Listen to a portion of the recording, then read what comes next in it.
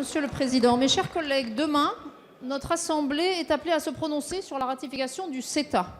Cet accord commercial entre l'Union européenne et le Canada aura des conséquences inédites et dangereuses pour la planète, pour notre modèle agricole et pour nos services publics. Les raisons qui justifient le rejet de ce texte sont nombreuses.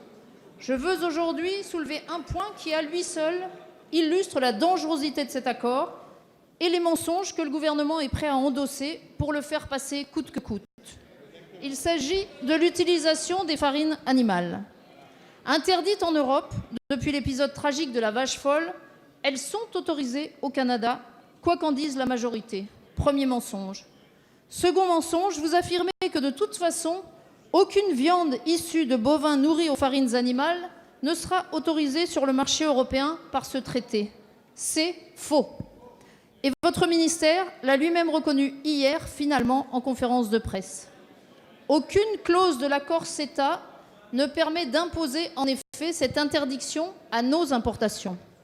Non, nous n'avons avec le CETA aucun moyen de nous protéger de ces viandes aux farines animales. Et non, Monsieur Lemoine, Monsieur le ministre, Nicolas Hulot n'a pas menti à ce sujet.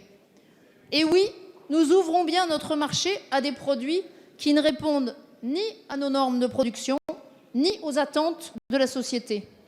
Au plein cœur de l'été, en catimini, puisque vous avez refusé ce matin le vote solennel sur un sujet aussi important, vous voulez faire passer en force cet accord taillé sur mesure pour les multinationales. Vous le faites contre l'avis de beaucoup de monde, des experts, le monde agricole, les sociétés civiles des deux côtés de l'Atlantique et une grande majorité de Français. Tous s'expriment ces jours-ci pour refuser cet approfondissement de la mondialisation au détriment de l'urgence écologique, sanitaire et sociale. Merci, Madame la députée. La parole est à Monsieur Jean-Baptiste Lemoyne, secrétaire d'État auprès du ministre de l'Europe et des Affaires étrangères. Merci beaucoup, Monsieur le Président. Mesdames et Messieurs les députés, Madame la députée Laurence Dumont.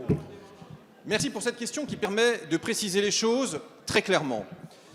En matière sanitaire, les normes, les exigences que les Européens émettent demeureront les mêmes et avant CETA comme après CETA, il ne sera pas possible de faire venir en Europe ni du bœuf aux hormones, ni du saumon transgénique, ni les farines animales du type que vous décrivez et qui sont issues de ruminants. Regardez bien, les farines animales issues de ruminants ne sont pas autorisées. Il est important que la France, pays des Lumières, ne sombre pas dans l'irrationnel. Et Madame la députée, sachez que grâce à cet accord, les indications géographiques protégées, comme le Pont-l'Évêque, comme le Livaro, comme le camembert de Normandie auquel j'imagine vous êtes attachés, seront protégées de toute concurrence,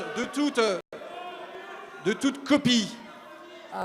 Et quelle est la majorité qui soutenait le gouvernement précédent qui a signé le CETA? C'était votre majorité.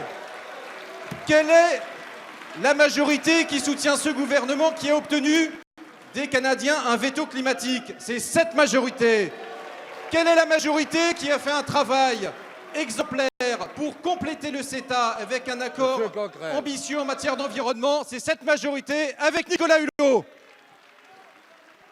Et donc, il est important de dire les choses. C'est un accord qui permet à nos filières d'exporter plus, d'exporter mieux.